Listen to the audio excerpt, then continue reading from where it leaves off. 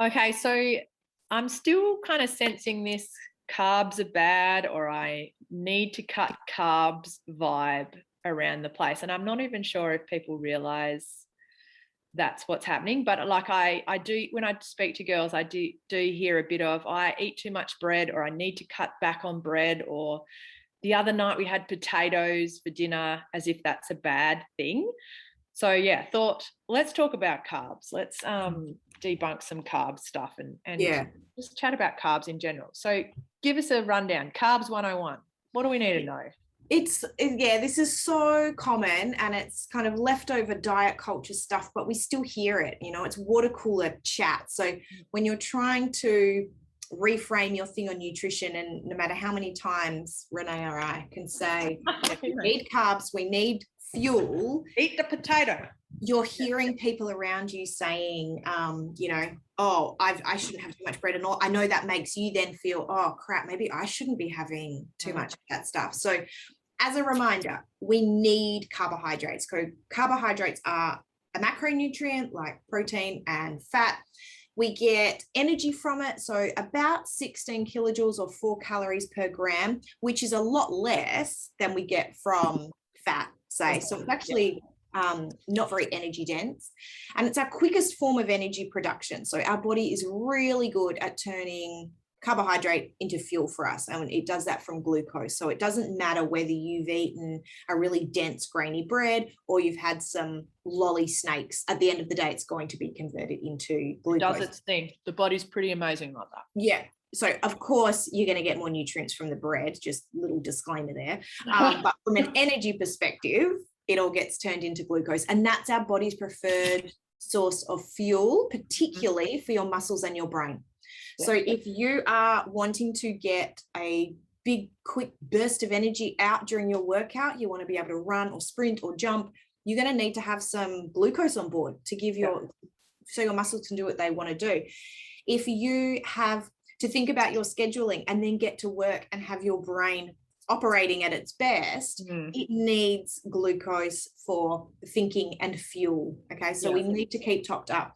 One of the biggest problems I see with women, particularly women who work, is that 3 o'clock slump where they've just run out of energy, brain power by 3 o'clock. And often it's related to underfueling, either, sort of immediately beforehand. Maybe you need some carbs for afternoon too, or even from earlier in the day.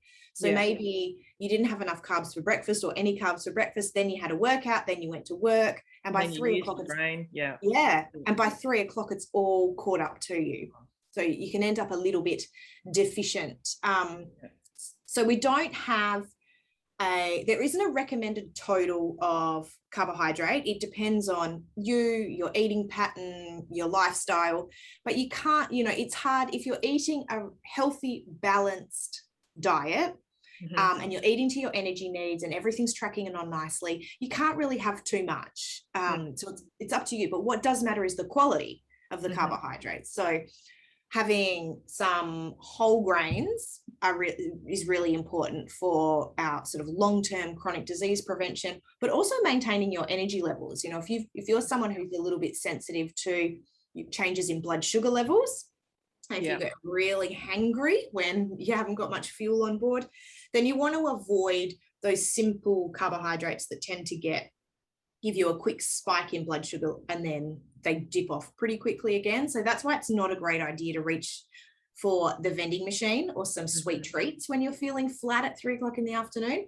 What would serve you a lot better is some whole grain, like some whole grain crackers with some cheese and tomato on top, say, or a slice of grainy toast, or even a small bowl of cereal. So I think with grains, we need to get into our head that we actually need it. It's fuel. And it's so good for our gut health and preventing chronic disease. It's full of antioxidants and nutrients, and even things like iron and protein we get from eating whole grains. Yeah. And that is along the lines of that, why the idea of, I love carrot and hummus, but the idea of eating that at 3 o'clock in the afternoon, nope. It's not going to give you much energy, right? That's not very exciting.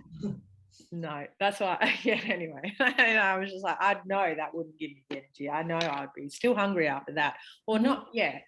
We're just not satisfied. Not satisfied. Like I can feel that feeling of no energy and fuzzy brain and hangry, and knowing that I want food and knowing that would not satisfy me. Yeah. But there is, like you said, there is that real carbs are the enemy. Again, it's being very cleverly marketed. There's lots of products, low carb this, low carb that. I think but I want to do a campaign of, bring back the sandwich. Social media is all about, look at my Buddha bowl and my salad. It's like, does that place still exist, the make your own? Remember that make your own sandwich bar? Maybe. So good. I don't know. So good. I reckon that probably got done in the low carb movement. Probably. Poor buggers. They got turned into make your own bowls, probably. Salad. Yeah. All right, but let's. We need carbs. Yeah. Our bodies love carbs. What are the better sources then? Let's list some products, literally, that I could go and put in my supermarket trolley this weekend. Yeah, so you're looking for anything that's whole grain, where you can see the brown, where you can see the grains. That's a really good starting point. But whole Sarah, grain.